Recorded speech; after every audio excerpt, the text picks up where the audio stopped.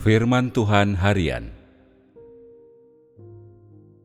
Mereka yang membawa anak-anak dan kerabat mereka yang benar-benar tidak percaya ke gereja bersikap terlalu egois dan mempertunjukkan kebaikan mereka.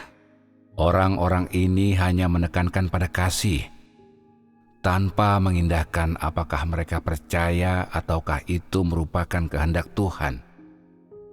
Ada orang yang membawa istri mereka ke hadapan Tuhan, atau orang tua mereka ke hadapan Tuhan. Dan terlepas dari apakah Roh Kudus setuju atau melaksanakan pekerjaannya, mereka secara membabi buta mengadopsi orang-orang berbakat bagi Tuhan. Manfaat apakah yang dapat diperoleh dengan meneruskan kebaikan ini kepada orang-orang yang tidak percaya?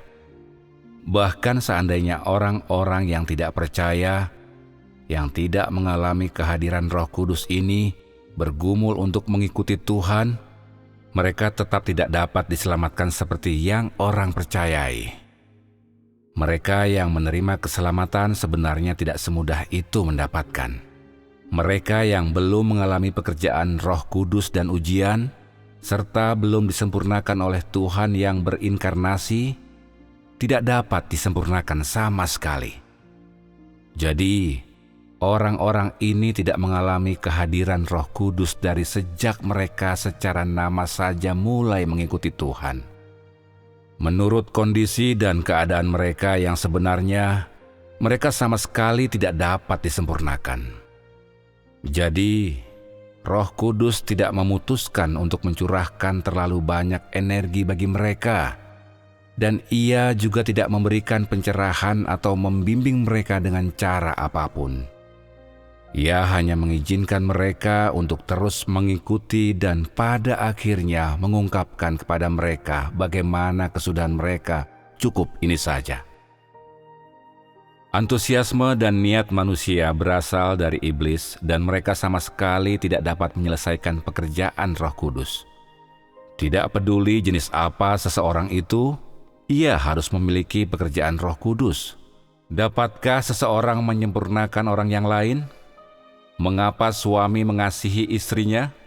Dan mengapa istri mengasihi suaminya? Mengapa anak-anak berbakti pada orang tuanya? Dan mengapa orang tua menyayangi anak-anak mereka? Niat macam apa yang sebenarnya orang-orang miliki? Bukankah demi memuaskan rencana dan keinginan egois mereka sendiri? Apakah benar-benar demi rencana pengelolaan Tuhan? Apakah demi pekerjaan Tuhan? Apakah demi memenuhi tugas makhluk ciptaan? Mereka yang setelah percaya kepada Tuhan dan tidak dapat memperoleh kehadiran Roh Kudus, tidak akan pernah dapat memperoleh pekerjaan Roh Kudus. Telah ditentukan bahwa orang-orang ini akan dihancurkan. Tidak peduli seberapa besar kasih yang seseorang miliki bagi mereka, itu tidak dapat menggantikan pekerjaan Roh Kudus. Antusiasme dan kasih manusia merepresentasikan niat manusia, tetapi tidak dapat merepresentasikan niat Tuhan dan tidak dapat menggantikan pekerjaan Tuhan. Bahkan seandainya seseorang mengulurkan kasih atau rasa iba terbesar yang mampu ia ulurkan kepada orang-orang itu, yang secara nama saja percaya kepada Tuhan dan berpura-pura mengikuti Dia, namun tidak tahu apa artinya percaya kepada Tuhan, mereka tetap tidak akan memperoleh simpati Tuhan ataupun mendapat pekerjaan Roh Kudus. Bahkan jika orang-orang yang tulus mengikuti Tuhan memiliki kualitas yang buruk dan tidak dapat memahami banyak kebenaran, mereka terkadang masih bisa mendapatkan pekerjaan Roh Kudus. Tetapi mereka yang berkualitas cukup baik namun tidak dengan tulus percaya, mereka tidak dapat memperoleh kehadiran Roh Kudus. Sama sekali tidak ada kemungkinan akan keselamatan bagi orang-orang ini. Bahkan jika mereka membaca atau terkadang mendengarkan khotbah atau menyanyikan puji-pujian kepada Tuhan, pada akhirnya mereka tidak akan dapat bertahan sampai waktu perhentian. Apakah seseorang itu mencari dengan tulus? tidaklah ditentukan oleh bagaimana orang lain menghakimi mereka atau bagaimana orang di sekitar memandang mereka, tetapi ditentukan oleh apakah Roh Kudus bekerja dalam diri mereka dan apakah mereka memiliki kehadiran Roh Kudus, dan di atas semuanya, ditentukan oleh apakah watak mereka berubah dan apakah mereka memiliki pengetahuan tentang Tuhan setelah mengalami pekerjaan Roh Kudus selama jangka waktu tertentu. Jika Roh Kudus bekerja dalam diri seseorang, watak orang ini akan berangsur-angsur berubah, dan cara pandang mereka mengenai percaya kepada Tuhan pun akan berangsur menjadi lebih murni. Terlepas dari berapa lama orang mengikuti Tuhan, selama mereka telah berubah, ini berarti Roh Kudus bekerja atas mereka. Jika mereka belum berubah, ini berarti Roh Kudus tidak bekerja atas mereka. Bahkan jika orang-orang ini memberikan pelayanan, mereka didorong oleh niat untuk mendapatkan keberuntungan.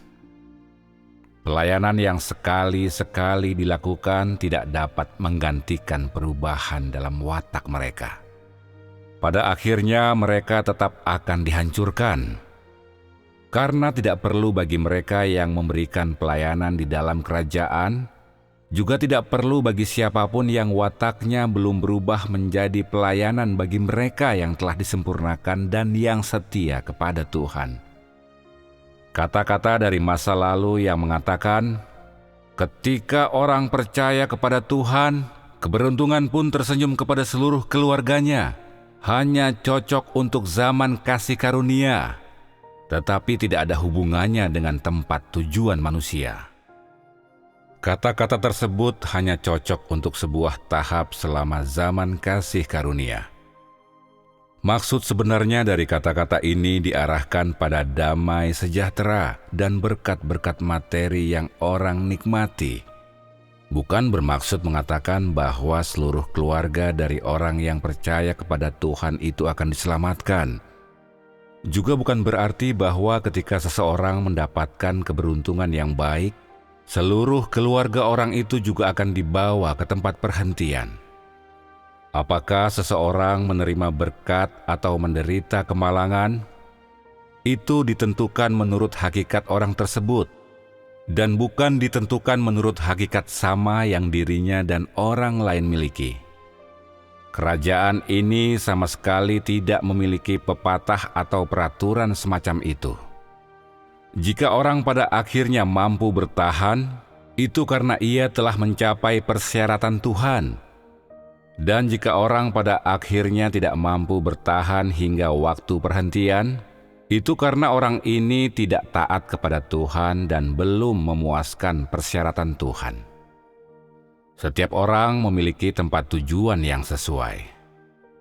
Tempat tujuan ini ditentukan menurut hakikat masing-masing orang dan sepenuhnya tidak terkait dengan orang lain. Perilaku jahat seorang anak tidak dapat ditransferkan kepada orang tuanya, dan kebenaran seorang anak tidak dapat dibagikan kepada orang tuanya. Perilaku jahat orang tua tidak dapat ditransferkan kepada anak-anaknya, dan kebenaran orang tua tidak dapat dibagikan kepada anak-anaknya. Setiap orang menanggung dosanya masing-masing, dan setiap orang menikmati keberuntungannya masing-masing. Tidak seorang pun dapat menggantikan yang lain. Ini adalah kebenaran. Menurut cara pandang manusia, jika orang tua mendapat keberuntungan, anak-anak mereka pun bisa mendapatkannya, dan jika anak-anak melakukan kejahatan, orang tua mereka harus menebus dosa mereka. Ini adalah perspektif manusia dan cara manusia untuk melakukan sesuatu. Ini bukan perspektif Tuhan. Kesudahan setiap orang ditentukan menurut hakikat yang berasal dari perilakunya, dan hal itu selalu ditentukan dengan cara yang tepat.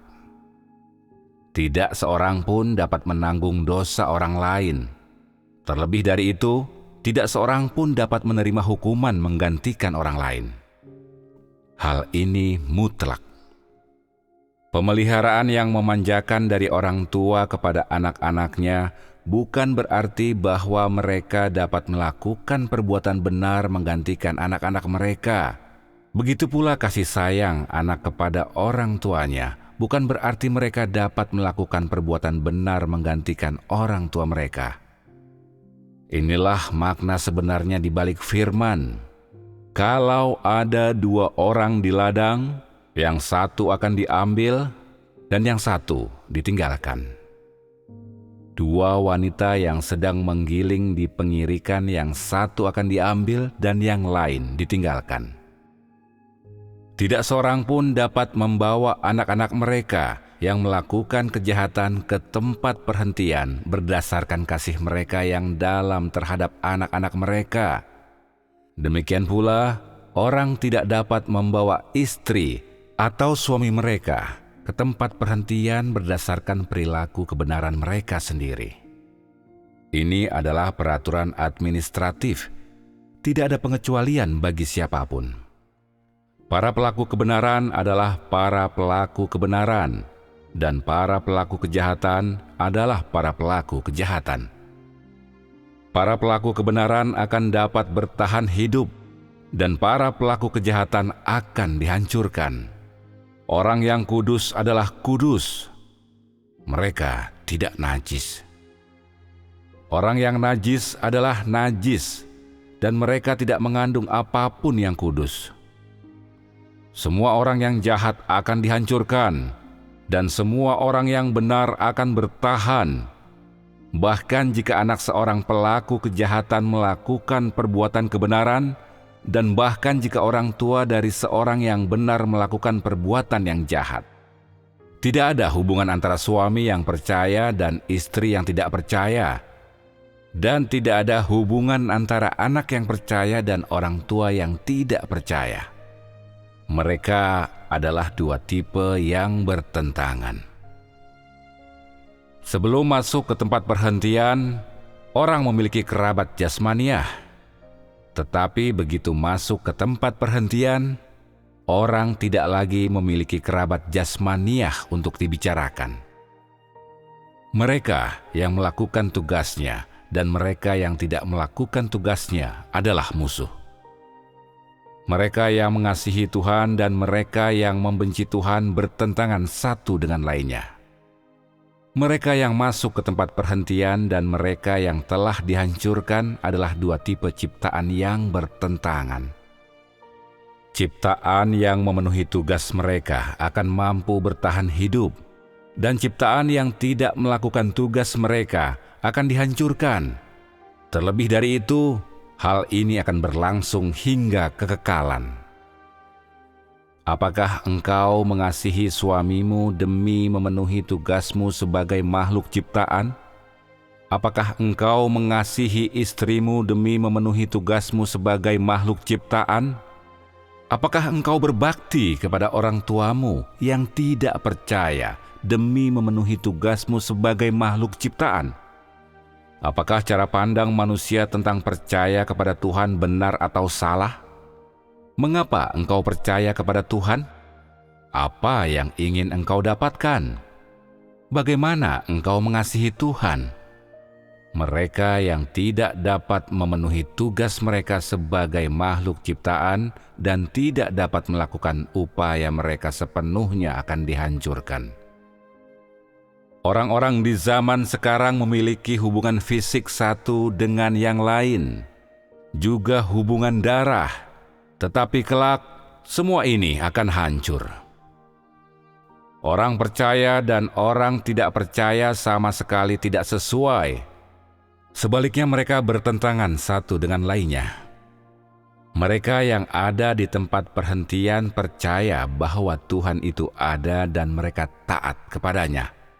Mereka yang tidak taat kepada Tuhan, semuanya telah dihancurkan. Keluarga-keluarga tidak akan ada lagi di muka bumi. Bagaimana mungkin ada orang tua atau anak-anak atau relasi antara suami dan istri? Ketidaksesuaian antara percaya dan tidak percaya inilah yang memutuskan hubungan jasmaniah tersebut.